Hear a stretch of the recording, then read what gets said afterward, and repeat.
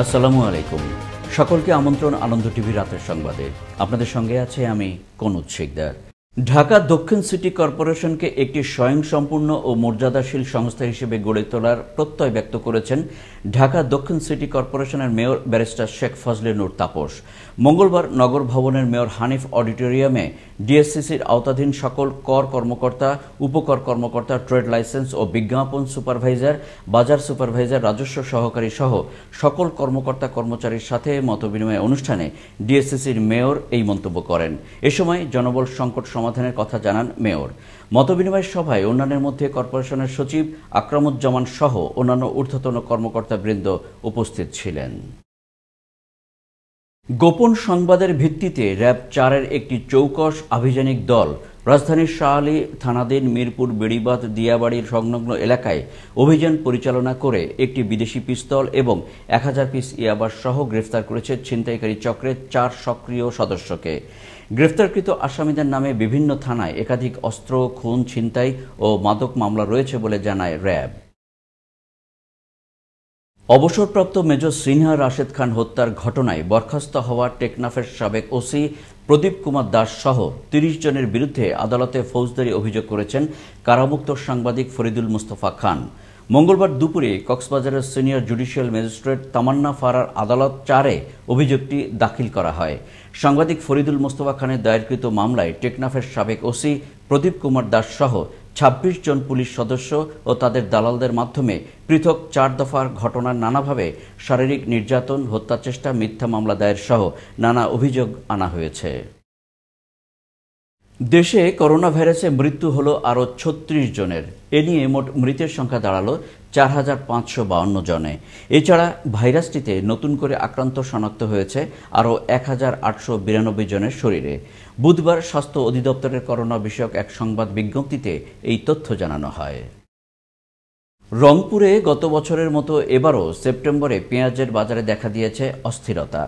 সপ্তাহের ব্যবধানে 35 টাকা কেজির দেশি পেঁয়াজ বিক্রি হচ্ছে 55 থেকে 60 টাকায়। আমদানি করা 25 টাকা কেজির পেঁয়াজ বর্তমানে বিক্রি হচ্ছে 50 টাকায়। ফলে আতঙ্কিত ভোক্তা সাধারণ। স্বস্তি নেই শাকসবজিতেও। রংপুর থেকে মাহফুজ আলম প্রিন্সের পাঠানো তথ্য ও ভিডিও চিত্রে ডেস্ক রিপোর্ট। আবারও অস্থির হয়ে উঠেছে পেঁয়াজের বাজার। গত বছর সেপ্টেম্বর থেকে বাড়তে থাকে পেঁয়াজের দাম। এবারও পেঁয়াজের দাম বাড়তে শুরু করে ভারতীয় পেঁয়াজের দাম বাড়ার কারণে। রংপুর সিটি বাজারে প্রতি কেজি দেশি পেঁয়াজ বিক্রি হচ্ছে 50 টাকা কেজি দরে। 15 দিন আগেও যা ছিল 25 টাকা। সপ্তাহের ব্যবধানে দাম বেড়েছে কেজি প্রতি 20 থেকে 30 টাকা করে। বাজারে নতুন আসা সিমের কেজি এখন 100 টাকার উপরে। বাজারে খুচরা পর্যায়ে মরিচ, ঢেঁড়স, বেগুন, লেবু, পটল, কচুরলতি ও শসার মতো সবজি বিক্রি হচ্ছে 50 থেকে 100 টাকার মধ্যে। শেষ পর্যন্ত পেঁয়াজ সহ এই সমস্ত পণ্যের দাম কোথায় গিয়ে ঠেকে তা নিয়ে শঙ্কিত ক্রেতা সাধারণ। মনে করেন পাইকারি নিলাম 25 থেকে 24 টাকা, এখন আমাদের কিনতে হচ্ছে মনে করেন 45 থেকে 48-50 টাকা মতো কিনতে হচ্ছে। গত সপ্তাহের চেয়ে এ সপ্তাহে পেঁয়াজের দাম একটু বেশি। বাজার মনিটরিং তাই সরকার যেন বাজার মনিটরিং করে। পেঁয়াজের দাম গত সপ্তাহে ছিল 26 টাকা, এখন 50 টাকা আজকে বাজারে। গত সপ্তাহের চেয়ে এ সপ্তাহে বাজার মূল্য একটু বেশি, তবে সরকার যদি নিয়মিত পর্যবেক্ষণ করে এবং বাজার তদারকি করে তাহলে হয়তো এই দামটা নিয়ন্ত্রণ আনা সম্ভব হবে। ব্যবসায়ীরা বলছেন সরবরাহ কমে আসার প্রভাব পড়েছে দামেও। ভারতীয় পেঁয়াজের আমদানি কম হওয়ায় দাম বেশি, আর এ কারণেই রংপুরের বাজারে পেঁয়াজের দাম গেল 15 দিনে দ্বিগুণ বেড়েছে বলে দাবি ব্যবসায়ীদের। তো আমদানি যদি বেশি হয়ে থাকে, ওখান থেকে যদি রেট বেশি আকারে হয় তাহলে আমরা বেশি দাম। তো সরকার যদি মনিটরিং হেলিপোর্ট বা বোমরা পোর্ট এই পোর্টগুলোতে করে সাধারণত, তাহলে পোর্টে যদি রেট কমে যায় তাহলে আমরা স্বাভাবিকভাবে রেট কমে বেচবো।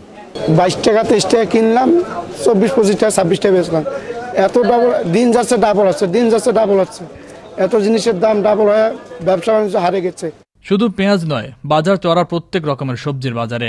করোনার ভয়াল থাবার প্রভাব আর বর্ষাকে পুঁজি করে অসাধু ব্যবসায়ীদের নিয়ন্ত্রণ করে বাজার মনিটরিং ব্যবস্থা জোরদার করলে ফিরে আসবে বাজারের স্বস্তি, এমনটির প্রত্যাশা রংপুর নগরবাসীর।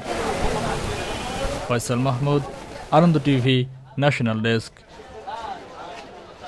পুরনো ল্যাপটপ, ডেস্কটপ নিয়ে নতুন ল্যাপটপ, ডেস্কটপ, কম্পিউটার দিচ্ছে দেশের শীর্ষ ইলেকট্রনিক্স ও প্রযুক্তি পণ্যের ব্র্যান্ড ওয়ালটন। যে কোনো ব্র্যান্ডের সচল বা অচল ল্যাপটপ অথবা ডেস্কটপ জমা দিয়ে সর্বোচ্চ 22% ছাড়ে কেনা যাচ্ছে ওয়ালটনের নতুন ল্যাপটপ কিংবা ডেস্কটপ কম্পিউটার, যার মূল্য 3 মাসে পরিশোধ করার সুযোগ থাকছে। পাশাপাশি শিক্ষার্থীদের জন্য রয়েছে 0 ইন্টারেস্টে 12 মাসের EMI সুবিধা। এ উপলক্ষে সোমবার রাজধানীর বসুন্ধরায় ওয়ালটন কর্পোরেট অফিসে অনলাইনে আয়োজিত অনুষ্ঠানে প্রধান অতিথি হিসেবে উপস্থিত ছিলেন তথ্য ও যোগাযোগ প্রযুক্তি প্রতিমন্ত্রী জুনায়েদ আহমেদ পলক।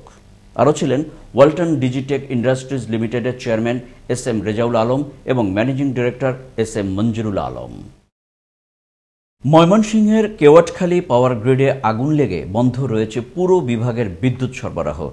মঙ্গলবার দুপুর 1:30টার দিকে অগ্নিকাণ্ডের এই ঘটনা ঘটে। ময়মনসিংহ জেলা ফায়ার সার্ভিসের উপপরিচালক পানাত শাহ বলেন, আগুন লাগার খবর পেয়ে ঘটনাস্থলে 6টি ইউনিট ঘণ্টাব্যাপী চেষ্টা করে আগুন নিয়ন্ত্রণে আনে। মার্শালিং বোর্ড ওভারহিট হয়ে আগুন লেগেছে বলে জানান তিনি। মুজিব বর্ষের অঙ্গীকার, পুলিশ হবে জনতার। এই স্লোগানে মঙ্গলবার বরিশাল নগরীর পুলিশ লাইন্স মাঠে মেট্রোপলিটন পুলিশ বাহিনীতে লজিস্টিক্স সাপোর্ট হিসেবে হস্তান্তর করা হয়েছে নতুন 13টি যানবাহন। এ সময় প্রধান অতিথি হিসেবে উপস্থিত ছিলেন Barishal metropolitan police commissioner Shahabuddin Khan. মঙ্গলবার ফরিদপুরের সদরপুর উপজেলার কৃষ্ণপুর ইউনিয়নে ষোলডুবি গ্রামে পানিতে ডুবে মৃত্যু হয়েছে 2 শিশু কন্যার। সেলিনা নামের এক কন্যা শিশু বাড়ির পাশে পুকুরে গোসল করতে গেলে পানিতে ডুবে যায়। ডুবে যাওয়া দেখে মনিনা নামের অপর এক শিশু সেলিনাকে উদ্ধার করতে গেলে দুজনেই পানিতে ডুবে যায়। 2 শিশুর মৃত্যুতে এলাকায় বিরাজ করছে শোকের ছায়া। বুড়িগঙ্গার উদ্ধারকৃত তীরভূমি পুনরুদ্ধারে উচ্ছেদ অভিযান পরিচালনা করেছে BIWTA। মঙ্গলবার সকালে কেরানীগঞ্জের হাসনাবাদ এলাকায় এই উচ্ছেদ কার্যক্রম শুরু হয়। BIWTA-র নির্বাহী ম্যাজিস্ট্রেট মাহবুব জামিলের নেতৃত্বে এই অভিযান পরিচালনা করে কর্তৃপক্ষ। এই দিন একতলা ভবন সহ প্রায় অর্ধশতাধিক স্থাপনা উচ্ছেদ করা হয়। এ সময় নদীর তীর দখল করে ইট, বালি ও পাথরের ব্যবসা করায় 2 জনকে আটক করা হয়। পরে জব্দকৃত মালামাল 8,62,000 টাকা দরে নিলামে বিক্রি করা হয়। বিদেশ নয়, এখন দেশেই চাষ হচ্ছে বিদেশি ফল ড্রাগন। ঢাকার সন্নিকটে গাজীপুরের মাটিতেই এর চাষাবাদ। এতে করে নতুন ধারায় জীবন ধারণ করার স্বপ্নে বিভোর ড্রাগন চাষিরা। শখের বশেই শুরু, এর পরের অংশটুকু হার মানায় গল্পকেও। সাফল্য যেন দেশের মাটির প্রতিটি কানায় কানায়। ড্রাগন চাষাবাদের ব্যাপ্তি আরও বৃদ্ধির লক্ষ্যে কৃষকদের সব ধরনের সহায়তা করছে সরকার। গাজীপুর থেকে জসিমউদ্দিনের পাঠানো তথ্য ও ভিডিও চিত্রে ডেস্ক রিপোর্ট। গাজীপুর জেলার মাটি ড্রাগন ফল চাষের জন্য উপযোগী হওয়ায় বাণিজ্যিকভাবে শুরু হয়েছে ড্রাগন ফল চাষ। বাজারে ফলের ভালো দাম ও চাহিদা থাকায় দিন দিন বৃদ্ধি পাচ্ছে ড্রাগন ফলের চাষ। সকল ধরনের উঁচু জমিতেই ড্রাগন ফলের চাষ করা যায়। উচ্চ ফলনশীল ও অধিক পুষ্টিগুণ সম্পন্ন ড্রাগন ফলের চাষ হচ্ছে গাজীপুর জেলার শিমুলতলী ও শ্রীপুর, কালীগঞ্জ, কাপাসিয়া উপজেলার বিভিন্ন এলাকায় গড়ে উঠেছে ছোট বড় শতাধিক বাগান। বাজারে ভালো দাম পাওয়ায় কৃষকের মুখে হাসি ফুটেছে। অনেকে আবার বাগান দেখে উদ্বুদ্ধ হচ্ছেন ড্রাগন চাষে। আমি বাংলাদেশ কৃষি গবেষণার একজন কৃষিবিদের কাছ থেকেই এই ড্রাগন সম্পর্কে জেনে ড্রাগন চাষ করতেছি আজকে 4 বছর। আমার 15-16 বিঘা জমির উপরে ড্রাগন চাষ হইতেছে, খুব ভালোই হইতেছে। ড্রাগন চাষের সফলতার কথা উঠে আসে ক্যামেরায়। এই গোবর দিয়ে, অন্য কোনো সার না, গোবর সার দিয়ে আমরা এই ফলনটা তৈরি করতেছি। ড্রাগন ফল অনেক সুন্দর ফল, খাইতে বড় মিষ্টি, অনেক বাম্পার ফলন হচ্ছে। দূর দূরান্ত থেকে ড্রাগন কিনতে আসেন, অনেকেই নিয়ে যান পরিবারের জন্য। এখানে আসি, ঘুরতে আসি, ফল টল কিনে নিয়ে যাই, নিয়ে আমাদের বাচ্চাদের খাওয়াই, অনেক সুস্বাদু। কৃষি বিভাগের তরফ থেকে ড্রাগন চাষিদের বিভিন্নভাবে সার্বিক সহযোগিতা দেওয়া হচ্ছে বলে জানালেন এই কর্মকর্তা। আমরা কৃষি বিভাগের তরফ থেকে ড্রাগন চাষিদেরকে বিভিন্নভাবে সার্বিক সহযোগিতা দিয়ে যাচ্ছি, প্রযুক্তিগত সহযোগিতা দিয়ে যাচ্ছি। ভবিষ্যতে যাতে ড্রাগনের চাষ বৃদ্ধি হয়, সম্প্রসারিত হয়, এই বিষয়ে আমরা কৃষকের পাশে আছি। কৃষি সম্প্রসারণ কার্যক্রমের আওতায় কৃষকদের সকল ধরনের সহায়তা করা হলে ড্রাগনের উৎপাদন আরও বাড়বে বলে মনে করছেন এই পেশার সংশ্লিষ্টরা। ফয়সাল মাহমুদ, আনন্দ টিভি, ন্যাশনাল ডেস্ক। জাতীয় নিরাপত্তা গোয়েন্দা সংস্থার তথ্যের ভিত্তিতে পাবনা জেলা প্রশাসনের যৌথ অভিযানে সদর উপজেলার জালালপুরে MS ল্যাবরেটরিজ ইউনানি এবং MS ফুড অ্যান্ড বেভারেজে ভ্রাম্যমাণ অভিযান পরিচালনা করেন নির্বাহী ম্যাজিস্ট্রেট খন্দকার মাহমুদুল হাসান। অভিযানে যৌন উত্তেজক সিরাপ, কেমিক্যাল এবং মানবদেহের জন্য ক্ষতিকর SS পাউডার জব্দ করা হয়। এ সময় কারখানার স্বত্বাধিকারী মাহবুব আলমকে নগদ 10 লক্ষ টাকা জরিমানা করা হয়। এছাড়া জব্দ করা হয় 1 কোটি টাকার মালামাল। নাব্যতা সংকটের কারণে শিমুলিয়া কাঁঠালবাড়ি নৌপথে ফেরি চলাচল বন্ধ থাকায় পাটুরিয়া ঘাটে বেড়েছে গাড়ির চাপ। যাত্রীবাহী ও জরুরি পণ্যবাহী গাড়িগুলোকে অগ্রাধার ভিত্তিতে পার করায় ঘাট এলাকায় আটকা পড়েছে 1.5 সহস্রাধিক পণ্যবাহী ট্রাক। বাংলাদেশ অভ্যন্তরীণ নৌ পরিবহন কর্তৃপক্ষের আরিচা আঞ্চলিক কার্যালয়ের সহকারী মহাব্যবস্থাপক আব্দুস সাত্তার বলেন, পাটুরিয়া দৌলতদিয়া নৌপথেও নাব্যতার সংকট রয়েছে। আগামী 2 থেকে 1 দিনের মধ্যে চ্যানেল দিয়ে ফেরি চলাচল করতে পারবে। এই ছিল এখনকার মতো। করোনা থেকে আপনি এবং আপনার পরিবারকে সুরক্ষায় রাখতে সরকারি নির্দেশনা মেনে চলুন।